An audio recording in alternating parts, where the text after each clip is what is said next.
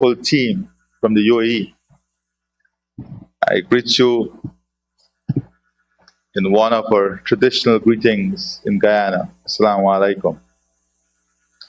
In Guyana, you will feel at home in our diversified, rich country.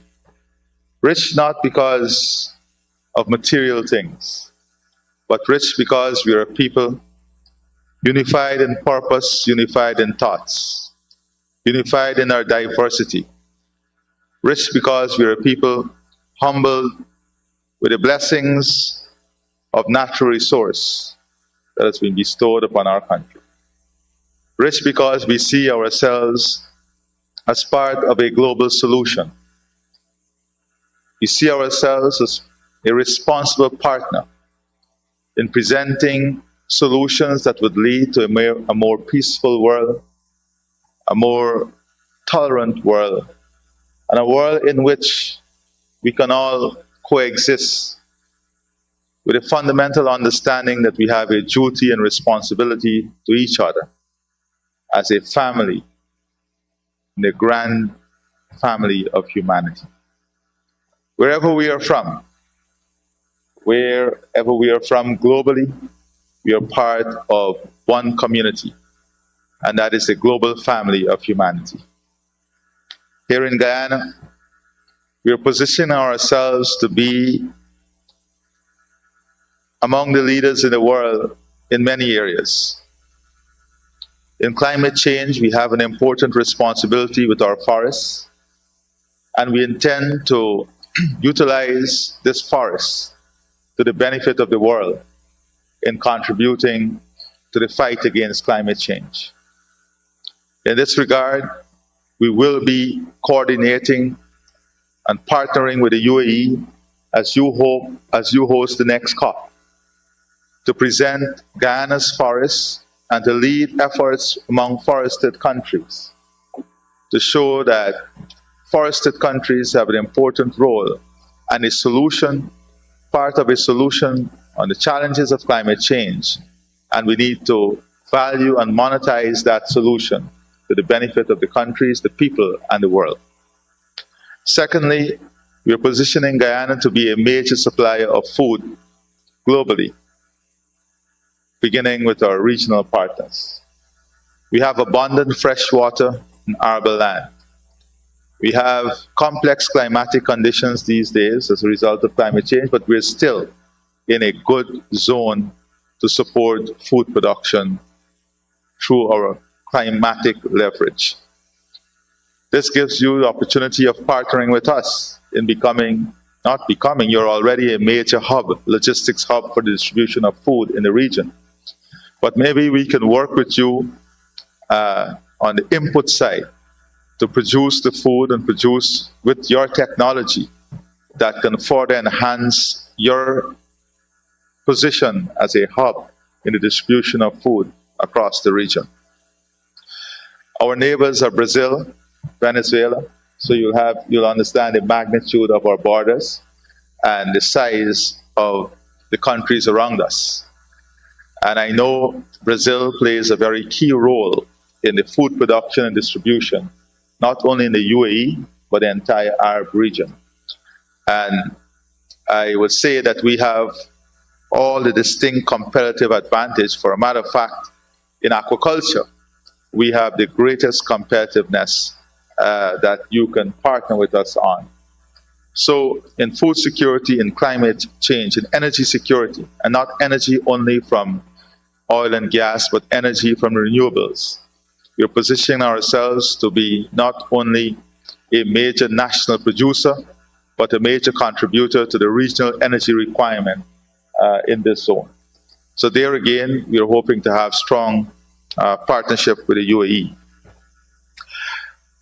I visited the UAE a number of times now since assuming the role as president of Guyana.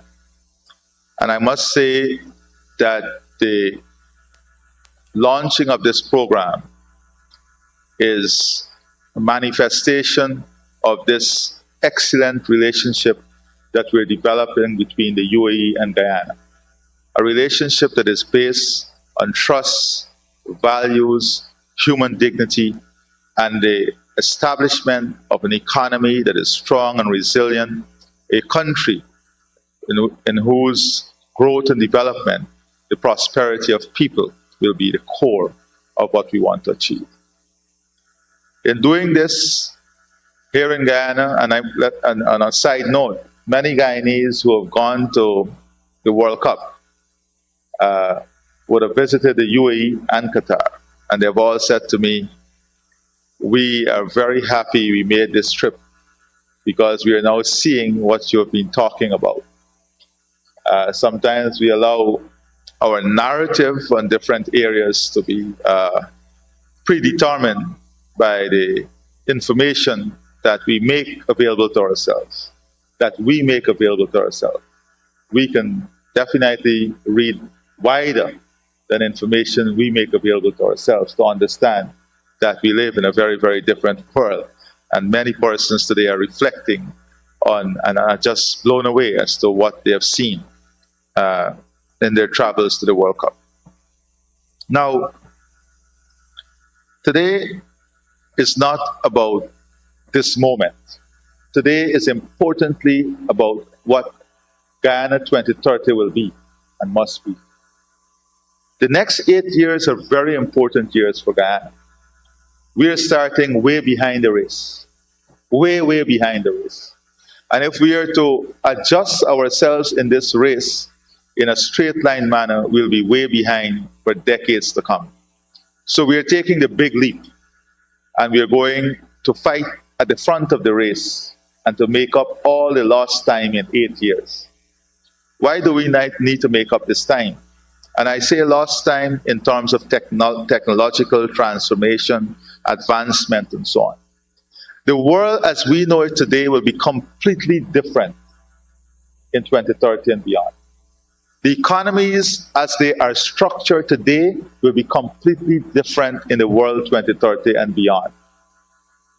Your own future, the roles you will play, the job types, the knowledge set, the competency level will be completely different from it is today. And we have a duty and responsibility to position you, to get you ready for that world 2030 and beyond. And we have to do it now. That is why we made it an emphasis that we want the young people and the children to be here today. Because this step is about you. This step is about you taking our country forward 2030 and beyond, ensuring that we are competitive, we're resilient, we are functional, ensuring that we as a country have the tools that would take us forward, that would ensure our economy is among the strongest. And what is the most important element to ensure this? You, the people, the children of tomorrow, the young people. You are the ones we have to invest in. You have to carry the skill set. You have to carry the knowledge. You have to carry the technology. You can have the best technology, but if you don't have people to operate and utilize the technology, it will just remain a good technology, but with no functionality. You are the ones who will make the technology functional. And that is why this investment is so important. So I want us to put our hands together to you, the future of Guyana, the persons who will take this country forward, the persons who will inherit the hard work of the next 8 years and then transform our country into the great possibility that lies ahead. I want to say that the UAE as a partner has been nothing but outstanding. The relationship that we share is one that is admirable from where I sit. The level of respect and the level of commitment backed by action. This is what is important. A lot of times we have commitment, but no action. The level of commitment backed by action from the UAE is something all of us must applaud, and I want us to applaud the government and people of the UAE. Before I continue, I want to express my sincere appreciation and thanks on behalf, of course, of myself, the government, and the people of Guyana, to His Excellency President Mohammed bin Zayed Al Nahyan and His Royal Highness Sheikh Mohammed bin Rashid Al Maktoum for their commitment to ensuring a world in which there is greater opportunity for every citizen, a world in which there is greater equity, a world in which there is greater justice, and a world in which all people can prosper.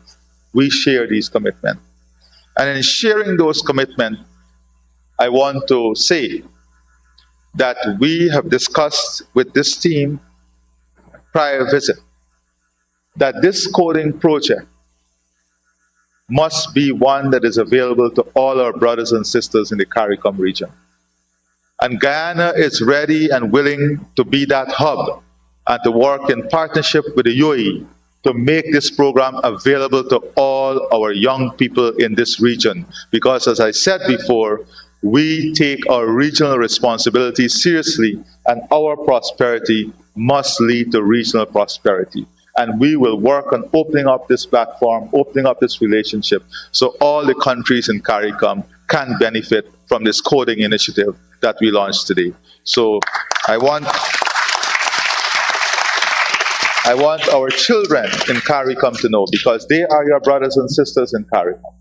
They are our extended immediate family, the children of CARICOM. I want them to know that Guyana is batting for them today, that you are batting for them today, just like the UAE reached out to us to ensure that we have an opportunity. We are now reaching out to them to ensure that they have this opportunity to benefit from what we are benefiting from, and that they will come along with us on this journey. And I'll ask the Minister of Education to ensure that she reach out to all our colleagues in the region, bring them on board with this program. We will use Guyana as the hub. We have the CARICOM headquarters here, and make this available for all the children in our CARICOM region. Because just like Sheikh Maktoum, His Highness Sheikh Nahyan, just as they believe, charity and sharing is not something that is, optional. It is something that you have a responsibility for. And we are part of a global mechanism that will share whatever knowledge or technology comes our way.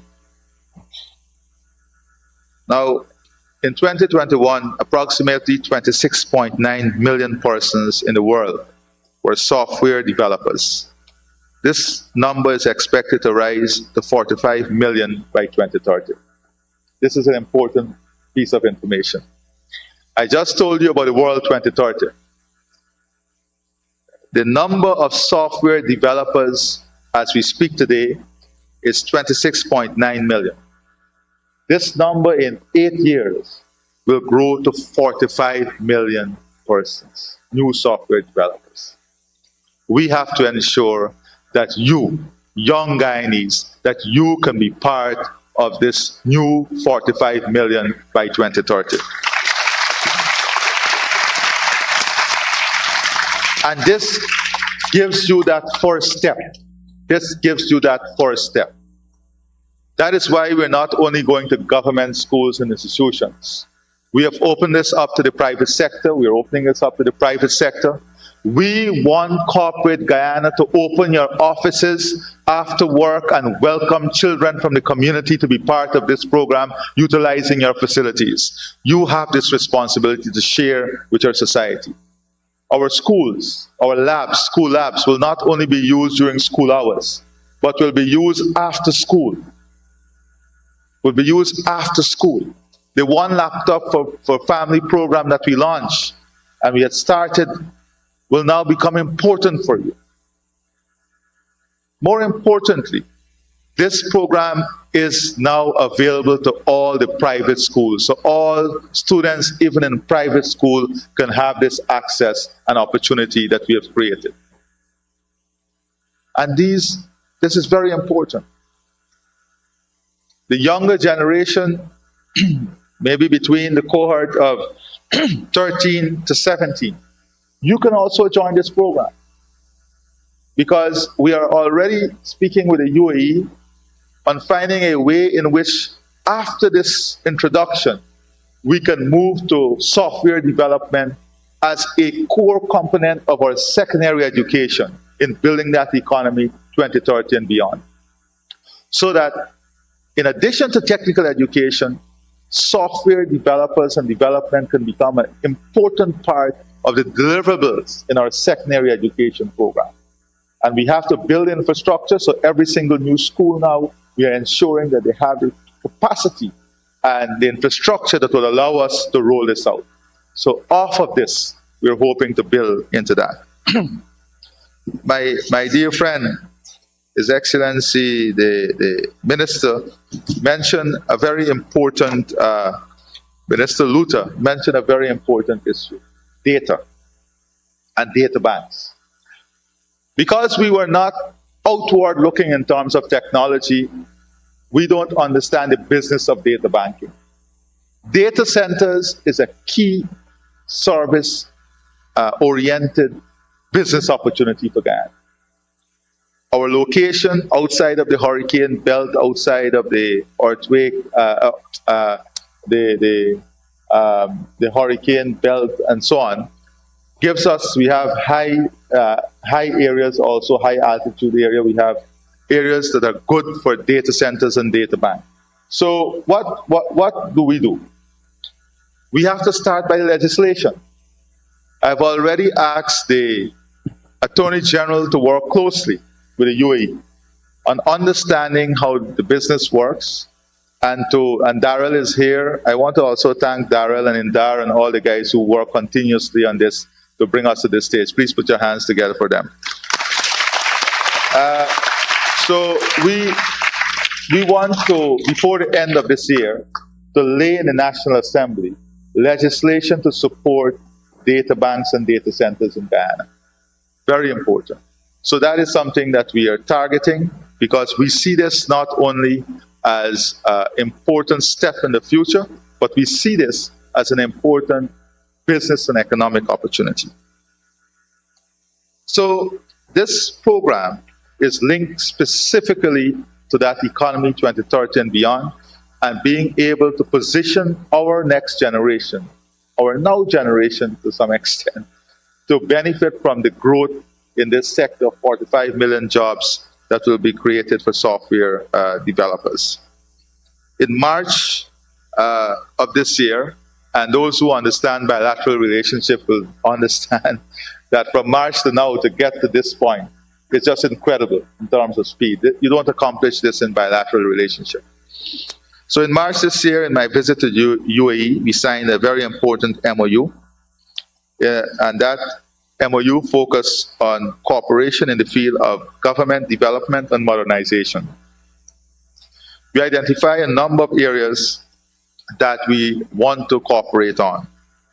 These included government services, government accelerators, programming, statistics and competitiveness, smart services, government performance, innovation and excellence, leadership capacity building, strategic foresight, planning and strategy management, and other areas that we see as essential for the two countries. Now, why did we identify these areas with the UAE? Now, I challenge anyone to read the evolution of the UAE, and you would see how technology, how strategic planning has been utilized to develop a very modern, innovative, forward-looking society in the UAE. Sometimes people have the misunderstanding that UAE is only about tall, beautiful buildings and fanciful things. That is just the background, I would say, of what the UAE is. The UAE is built on a forward-looking, innovative, technologically driven, efficient platform that is not only supported by government, but every citizen. Every citizen understands the competitiveness of the economy of the UAE depend on their own behavior, their own attitude, their own foresight. And that is what makes a society such an innovative and forward-looking society. We, there is a report mechanism in the UAE. If you go to a ministry or a government service and you're not happy with the service, there is something that's called a happiness index. So you go and you report back to a happiness ministry, and then corrective measures are taken. Now, I'm sure if we have to do that here, we'll have a lot of unhappy moments in the beginning. But that is how it is. I'm sure the UAE went through that period too. The UAE governance system is built as if it is a business, a corporate center. So cost centers, efficiency, competitiveness is key in their governance model. And that is a type of model that we are trying to adopt. I mean, when you look at our ability to sign one of the best climate change deal with Hess, an end user never heard about before, the largest private sector deal, the largest deal on a voluntary market. It tells you that we are operating at a different level and a different scale and competence in government. Now, we have been able also in 2 years to put together, advertise, tender, evaluate with international firms one of the largest infrastructure projects in Guyana, the NGL gas to shore facility, more than $750 million in 2 years. So this is, very important for us. Where is Guyana heading out of all of this? And why is this so important for us? I just want to position this in your future. This is about you, the environment you will be operating in the future. Telemedicine. We have launched an aggressive pathway to telemedicine, and we are hoping that the UAE will come on board with us and to help us to accelerate this program, the telemedicine program. You have all the software, you have all the technology. We have already launched a pilot, and I'm hoping that they will have an opportunity to see just a fraction, less than 0.2% of what Guyana landscape is in a few moments.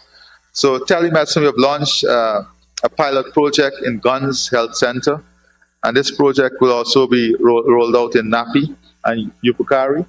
Now this telemedicine, because we have a huge indigenous population, our population is small, but the geographic spread presents challenges for us. So telemedicine is important. We are launching ICT hubs all across the country, especially in our hinterland and riverine areas. We're developing smart classrooms. How many we developed? All high schools so far. So smart classrooms in every school. We're looking at virtual education to the hinterland through the use of satellite. We are working with a partner now to deliver that so that there will be equity in the delivery of education. If we have teachers here. If we have an exceptionally good math teacher, that math teacher must not only be available to X school. That exceptionally good teacher, her skills and her teaching ability must be available through technology to all the students across our country. And that is the platform we want to build, one that presents equity. We have launched the Gold Scholarship Program, which is very important for us also. We're looking at a new city, an innovative city, Silica City. We're transitioning to an electronic ID card system that will host a series of information, electronic records management, healthcare management information system. This is supported by Mount Sinai and Hess Corporation. We are now going to launch a single window processing for doing business construction permits. The legislation has already been laid for that. We're digitizing all our records and transitioning to online platforms. So an ICT revolution is really unfolding in our country. I was looking at some stats earlier that I thought I had. I wanted to share with you. What's important is that on the pandemic, I think the minister mentioned the pandemic and the impact it would have had on students. And there is, how much is it? So the period of the pandemic took away $17 trillion of earning that children would have had in their lifetime in that period. 17 trillion. That was the impact of the pandemic. Not only the deaths, what it took away, the earning, the time. So that is an important piece of stats that we must learn from. And what that pandemic taught us is unless we have a technological platform that is innovative, smart, and nimble, we will not be able to face future pandemics. Countries that had a technological platform could have adopted by the click of a finger because they just had to migrate everything on a singular platform. But countries that did not have this platform found it tremendously difficult.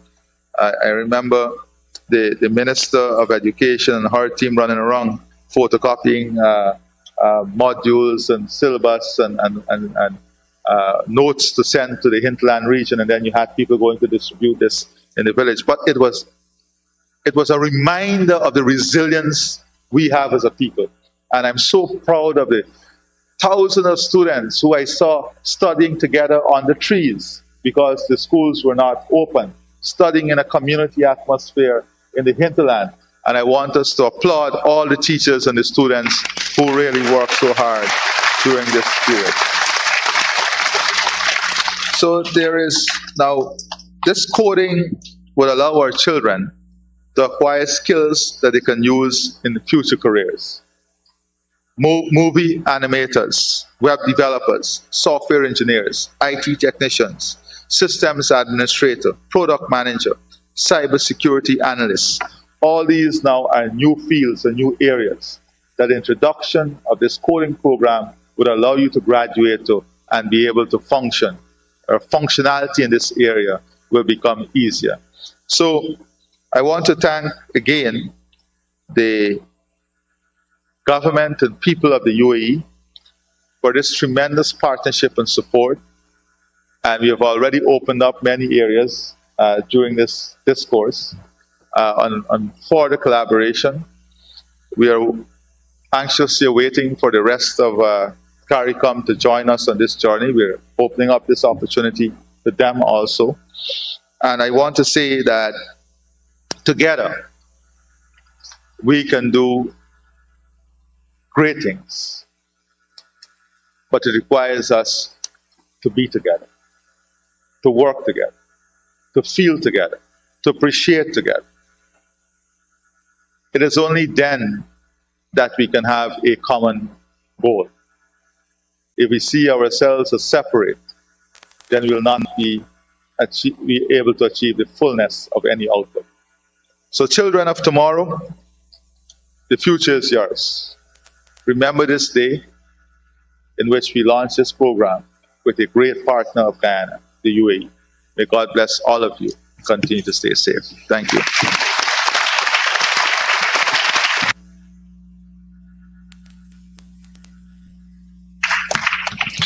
Thank you very much, Mr. President, for those remarks and laying out the vision for Guyana 2030 and beyond. I would like to join His Excellency in thanking the people of the UAE and the government of the UAE. And I would especially like to call out Manal bin Salim, who is the team leader for the Government Experience Exchange Program in the Prime Minister's office. I would also like to thank Miriam Aloz. Miriam, can you stand? Thank you very much. She's the Associate Program Manager. I can tell you, because of the time difference between Guyana and the UAE, those meetings happen at 5 in the morning, 6 in the morning, and our team from our side, Daryl Akiong. Daryl, can you stand, sir? Daryl, can you stand? I would like to recognize the contribution of Daryl. He's our national ICT advisor, but he has been there from the beginning following the decision by His Excellency to go this route with the SCOTUS program. So, Daryl, as I have you standing, we would like to go now and launch the Guyana Coders Initiative website. And I will ask Daryl. So, would you like the President and the Minister to join? Yeah. So, Mr. President, we would like to launch the website now. Excellency, can you join the President? Thank you. Priya, thanks.